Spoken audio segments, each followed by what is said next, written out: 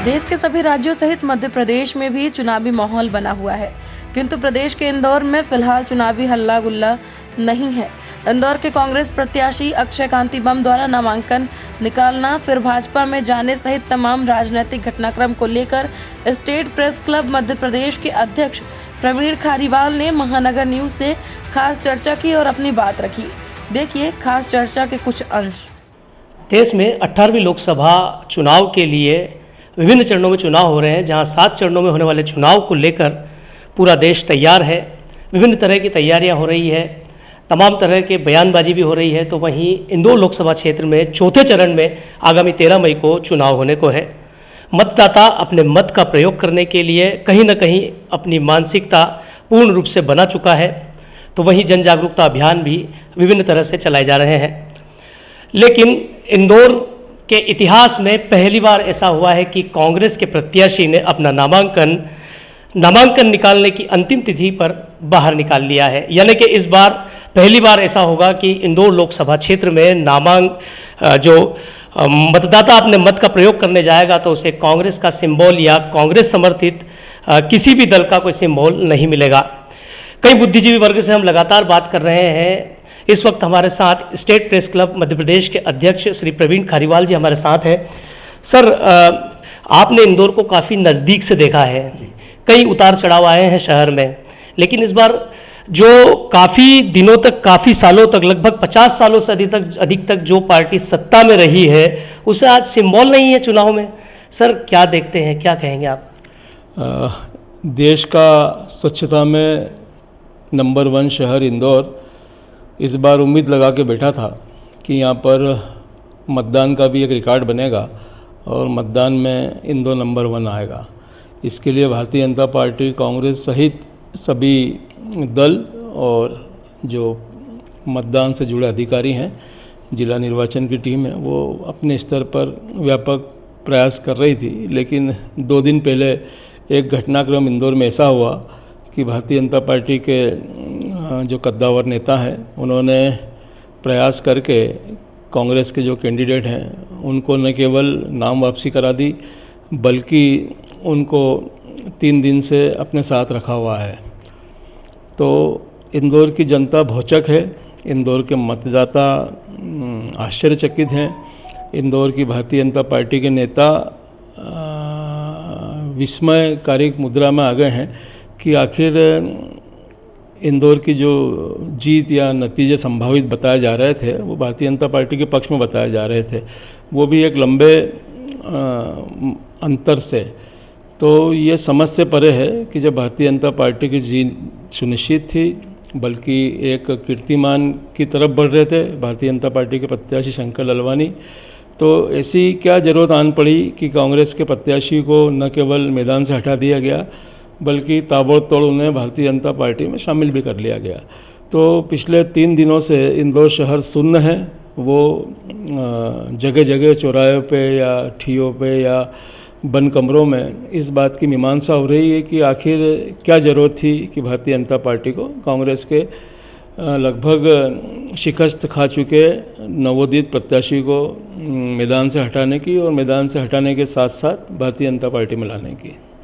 Sir, पहले खजुराहो, फिर सूरत और अब इंदौर, क्या लगता है चुनाव में तो अभी दिन बाकी है और कहीं ऐसे परिदृश्य देखने को मिल सकते हैं क्या?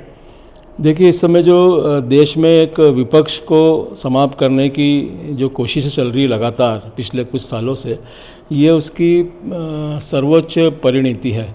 और मुझे लगता है कि खजुराहो में जिस तरह से नामांकन पत्र खारिज हुआ, मुझे ये बात समझ में नहीं आती है। जब निर्वाचन अधिकारी किसी भी अभ्यर्थी का आवेदन लेता है तो वो खुद भी जांच करता है उसकी, और नियम ये कहते हैं कि निर्वाचन अधिकारी भी लिए गए फॉर्मों को एक बार पूरा चेक करें।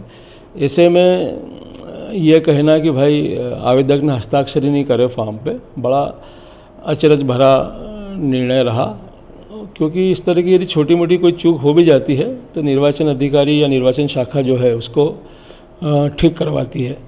तो वहाँ फॉर्म कैंसिल कराया गया और ये जश्न मनाया गया कि भैया निर्विरोध सी स्थिति हो गई है। लेकिन आप देखिए, वहाँ पर जब मतदान हुआ तो वो मतदान घट के लगभग 50% के अंदर आ गया। 49 कुछ प्रतिशत हुआ है। तो इसी तरह की आशंका इंदौर में भी व्यक्त की जा रही है कि जो भारतीय जनता पार्टी का विजयी रथ इंदौर में कीर्तिमान बनाने वाला था, उसको इस प्रयास से कहीं ना कहीं रोक दिया गया है। और मुझे भी ये लगता है कि अब चूँकि कुश्ती के मैदान में दो अखाड़े में दो पहलवान ही नहीं है, तो एक पहलवान क्या करेगा। सिर्फ भारतीय जनता पार्टी यदि मैदान में खड़ी है तो खड़ी है, तो आम मतदाता सहित भारतीय जनता पार्टी के अनेक लोग ये मन बना चुके हैं कि हम लोग अब मतदान में क्या करने जाएंगे। एक दूसरा, जो कांग्रेस समर्थित लोग हैं या भारतीय जनता पार्टी के इस कदम से नाराज लोग हैं, वो लोग नोटा का उपयोग करने का मन बना चुके हैं। यानी सर अब नोटा ही है सहारा। बिल्कुल। देखिए, नोटा क्या है। नोटा ये है कि उपरोक्त में से कोई नहीं, मतलब जो मतपत्र बनता है उसमें से मतदाता को एक विकल्प दिया जाता है कि इतने सारे प्रत्याशी हैं और इसके अलावा इनमें से कोई नहीं। ये विदेशों से परंपरा चली है और हमारे यहाँ देश में लगभग 1992 में कुछ विधानसभा चुनाव में इसका उपयोग किया गया और इस समय अब ये पूरे देश में लागू है। यदि भारतीय जनता पार्टी, कांग्रेस या कोई सा भी दल हो, मतदाता को पसंद नहीं है तो वो अपनी नाराज़गी जाहिर कर सकता है नोटा दबा के। इस बार प्रदेश कांग्रेस अध्यक्ष ने ऐलान कर दिया है कि हम किसी भी निर्दलीय को समर्थन नहीं देंगे, क्योंकि मुझे लगता है कि निर्दलीय को समर्थन देना मतलब उसकी जमानत जब्त होना, फिर इस बात की क्रिटिसाइज होना कि भाई कांग्रेस समर्थित उम्मीदवार की जमानत जब्त हो गई।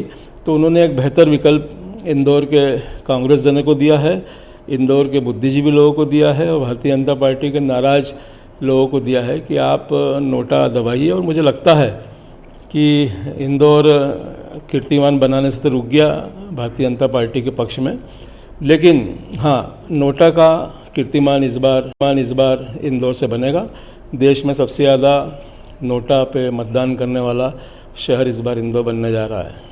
हरिवल जी, आप वरिष्ठ पत्रकार भी हैं और जैसा कि मैंने पहले भी कहा है कि इंदौर शहर क्या पूरे प्रदेश और देश को आपने कई उथल पुथल देखी है। जो जीतू पटवारी जी ने अभी बीते दिन जो बयान दिए थे उसमें एक पत्रकारिता को भी लेकर कहा था कि कहीं ना कहीं पत्रकारिता पर भी खतरा हो सकता है।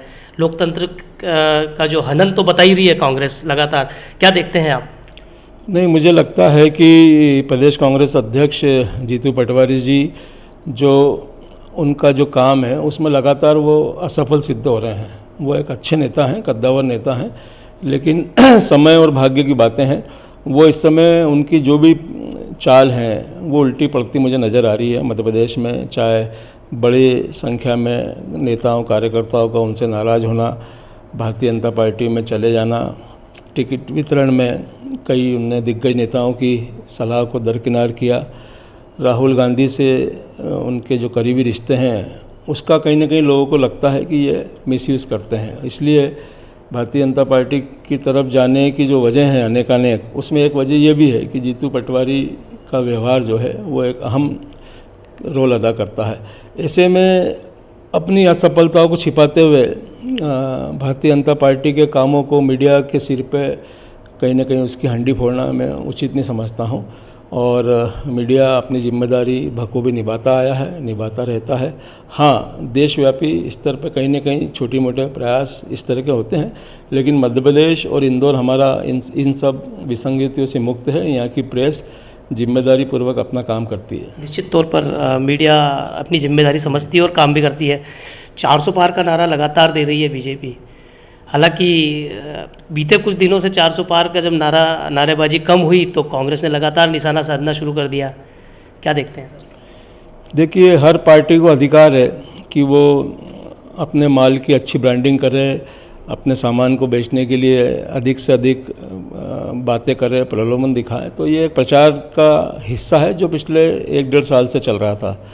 तो आम जनता को ये माइंड सेट करना कि भाई 400 सीटें आएंगी और 400 सीट आएंगी तो उसके क्या क्या फ़ायदे हैं, तो इस तरह से सोशल मीडिया में पिछले कई महीनों से बातें चल रही हैं कि यदि हम 400 पार आ गए तो देश को क्या क्या उसका फ़ायदा मिलेगा। लेकिन वो सब चुनावी प्रचार का हिस्सा है और हकीकत अपनी जगह होती है। मुझे ऐसा लगता है कि 400 पार की स्थिति तो नहीं बनने वाली है। 300 के आसपास भारतीय जनता पार्टी रहेगी और इस बात का अंदाज़ा उन्हें भी कहीं ना कहीं रहता है। लेकिन चूँकि अपनी ब्रांडिंग करने का सबको हक है, कांग्रेस भी ये बात कह सकती है, लेकिन दुर्भाग्य से वो बहुत कम सीटों पर चुनाव लड़ रही है, तो वो ये दावा नहीं कर सकती है कि हम 400 सीट ला सकते हैं या पूर्ण बहुमत की सीटें भी ला सकते हैं, क्योंकि जितनी सीटें चाहिए वो गठबंधन के साथ लड़ रहे हैं और कम सीटों पर लड़ रहे हैं। तो ये तय है कि यदि कुछ भी नया सीन बनता है तो वो गठबंधन सरकारों का ही बनेगा।